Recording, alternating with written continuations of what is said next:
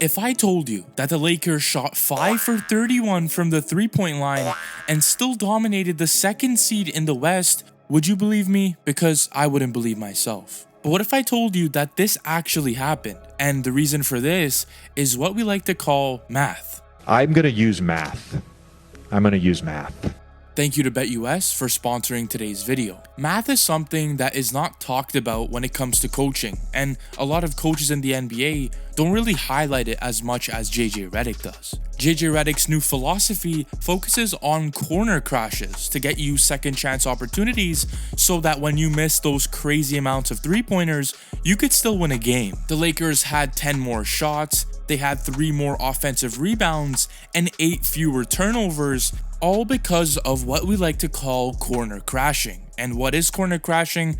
Well, let me break down some film to show you guys. On this play, Rui Hachimura gets the ball in the right corner and he's going up to shoot the three-pointer. But pay close attention to Austin Reaves, because as Rui Hachimura misses the shot, Reaves is right there to go right behind Rudy Gobert and crash the corner to grab the rebound and give D'Angelo Russell a second chance opportunity. And while the second play is another example of corner crashing, as D'Angelo Russell is pulling up from 3 in the corner, and pay attention to Rui Hachimura this time. He is ready for D'Lo to shoot that shot, and when he misses, Rui rushes right in, grabs a rebound, and goes right back up and gives himself a second chance opportunity and a bucket. Last season, the Lakers didn't really have an identity, and that's the problem. When you have an identity crisis, you tend to fail. And now their identity is crashing the glass. They're going to be specializing in it this season, and while last season with Darvin Ham, I didn't really like how he talked to the players. This clip I'm about to show you is going to be comparing Darvin Ham to JJ Redick when the Lakers have a timeout. Go hard on them dudes. Everybody's trying to play the right way. Salute. Be aggressive. Play with pace, we can get whatever we want, all right? We are getting great shots. They will go in. They will go in.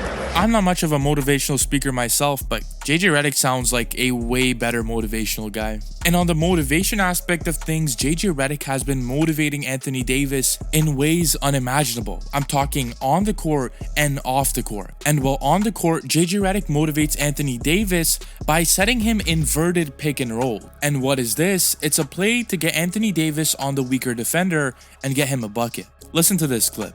You've been the ball handler in this case, is the inverted pick and roll. So Giannis, Jokic now, Embiid now, all these guys, they take the weakest defender, they take a shooter, whatever it may be, and they go set an on-ball screen for the big. And a couple months after the podcast, little did you know, after a timeout, this exact inverted pick and roll was used on Anthony Davis here, as AD gets a screen from Reaves to get him on the mismatch Mike Conley and eventually step back to get a wide open mid-range shot.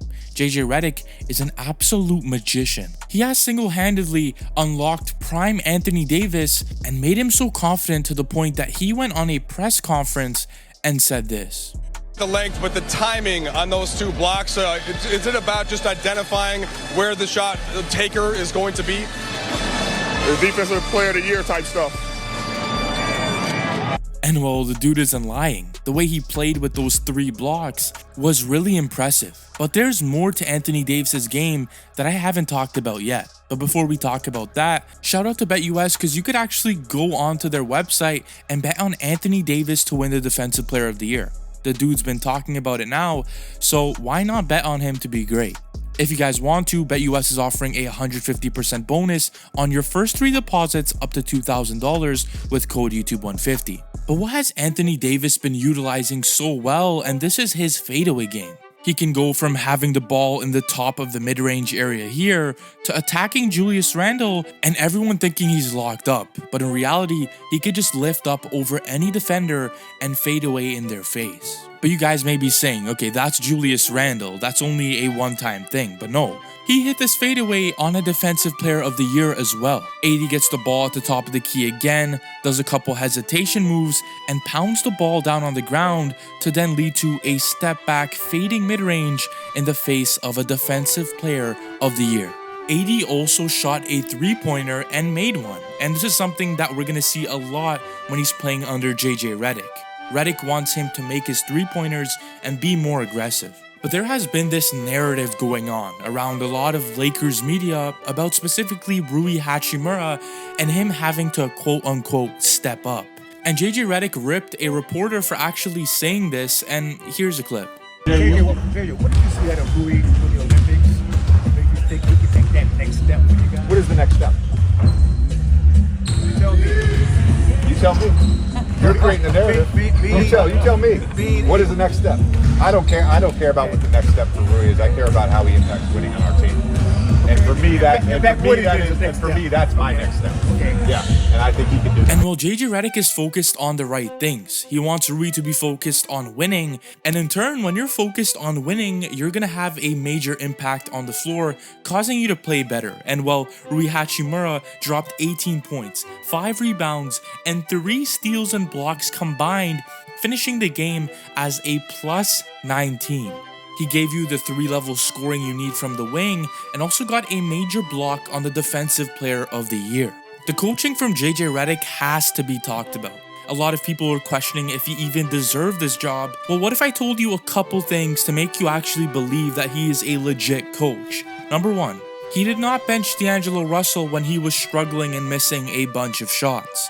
Number 2, he called a timeout when the Minnesota Timberwolves took a lead against the Lakers. That's something that Darvin Ham didn't do. He didn't call multiple timeouts, and instead, he kept his hands in his pockets and kept his hands warm.